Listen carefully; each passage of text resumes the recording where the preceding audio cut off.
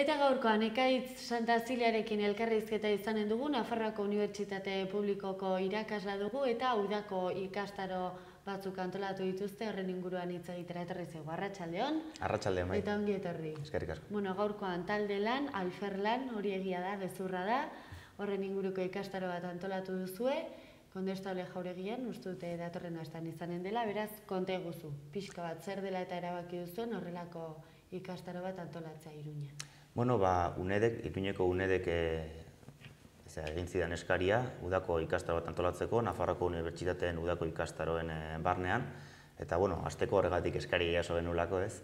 Eta bestalde, ikusi genulako hor hutsune bat talde lanaren inguruan. Oso modan dago, hori bat, taldean lan egiteak onurak dakartzala jende askok esaten du, Nafarroako kurrikulumean, hezkuntza kurrikulumean agertzen da, kooperazio hori bultzatu behar dela, eta oso polita da hori paperean, baina hori gero gauzatu behar da errealitatean, eta pixkat hor hutsune ikusten genuen, ez? Kurrikulumak eskatzen du, eskola integratzaile batek ere eskatzen du ume guztiak integratzea, inorez baztertzea, denek eman dezatela berea, baina, karo, gero errealitatea askotan beste bat da, eta hori nola eskola batean gauzatu hor hutsune bat ikusten genuen. Zuen izenari erreferentzia eginez, talderan, alferlan, hori mito bat alda, mito asko daude talde lanen inguruan? Bai, izen hori jarri genion, izen ere horregatik ez, beti badelako jendea izaten duen ez, taldean nontan, lantalde honetan nik bakarrik egiten dut lan, besteak ez du ezer egiten, eta hori nire alferrik da taldean aritzea ez, nahiago nuke nik nire egin.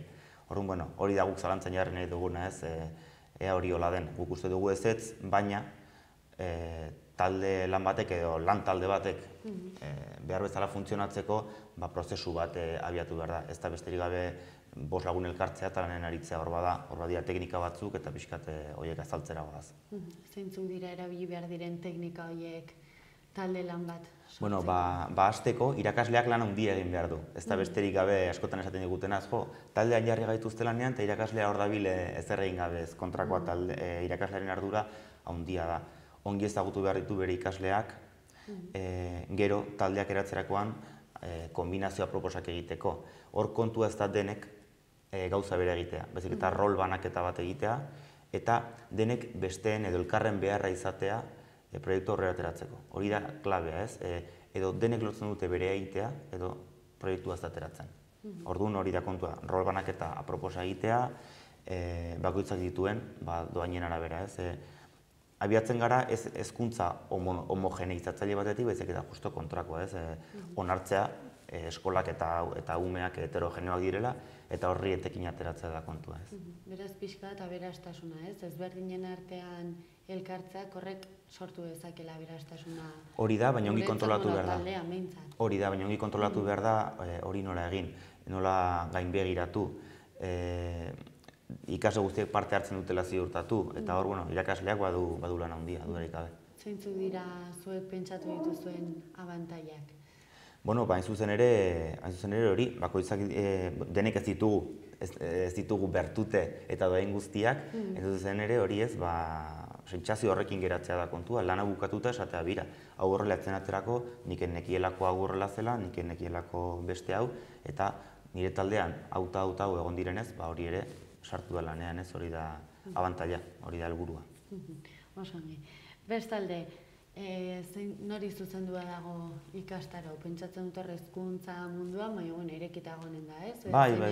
Bai, hezkuntza munduko jendea batez ere, baina zentzu zabalean hartu, hezkuntza ez dira bakarrik irakasleak, hezkuntza sisteman jende asko dago, gurasoetatik hasi, familia, extraeskolarretako monitoreak, hori gabe hezkuntza zentzu zabalean hartuta, bai. Beraz ez dago inolako ez da egin mugarik, ez? Hemen parte hartzeko, ez zeinentzako irekita. Ez, lekua. Betetzen baldin bada, orduan...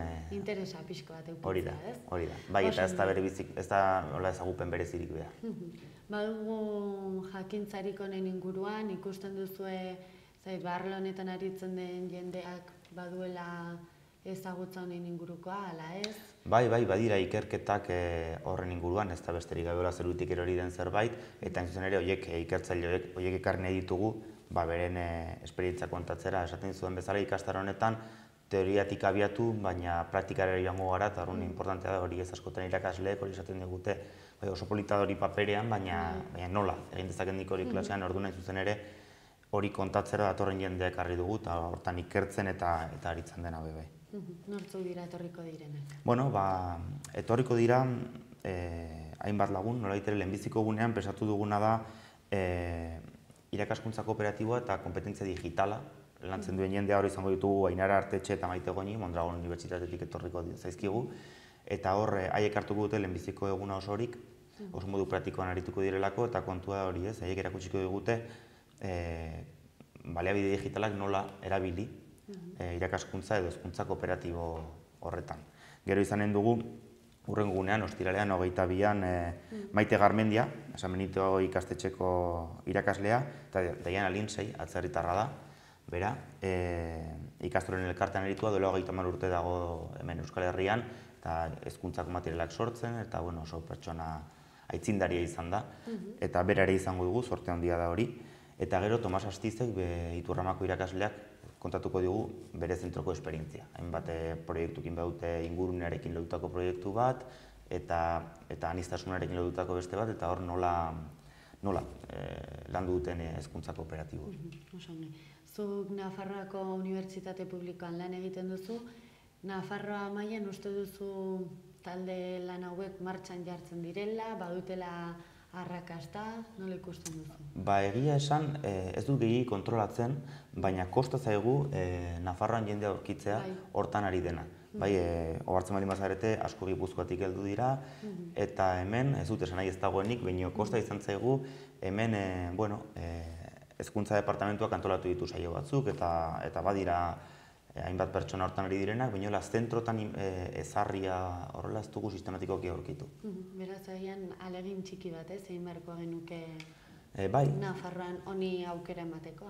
Hori da, behintzat jendeak ezagutu dezala, hori da kontua, eta gero baloratu dezala, eskoletako baldintzak ez dira beti berberak, eta behintzat hori nahi dugu ez, hezkuntza munduko jendeari bidea arraztu nahi diogu, interesa badu horri martxan jartzeko. Osongi. Hau aipatu dugu datorren astean izanen dela, irailaren 21 eta 22an zer egin behar da izen emateko eta parte hartu ahal izateko.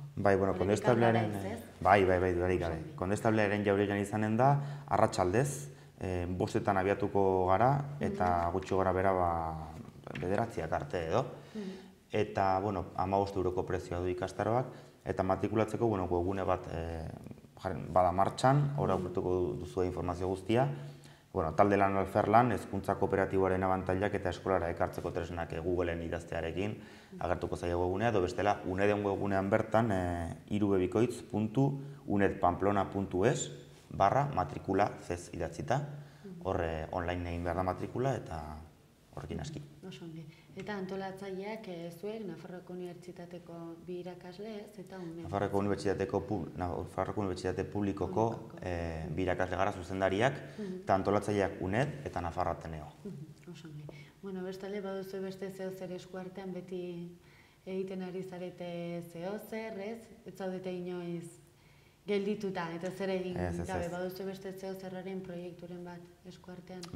Honekin zer ikusi handirik ez duen beste zerbait bat dugu urrian, nazioarteko kongresu handi bat antolatzen ari gara, hori ja Nafarroako Unibertsitate Publikoan, ondare materiagabearen katedra dugu hor unibertsitatean, Nafarroako ondare materiagabearen katedra, eta urriaren 5 eta 6an nazioarteko kongresu handi bat dugu hori ondare materiagabeaz, patrimonio material esaten den hori, eta jende asko torriko zaigu, 60-70 bat lagun bilduko ditugu Nafarroako museoan, hori beren ekarpenak egiten, hortan ere ari gara. Eta gai zehatzak izanen dituzue, ze gai landuko dituzue?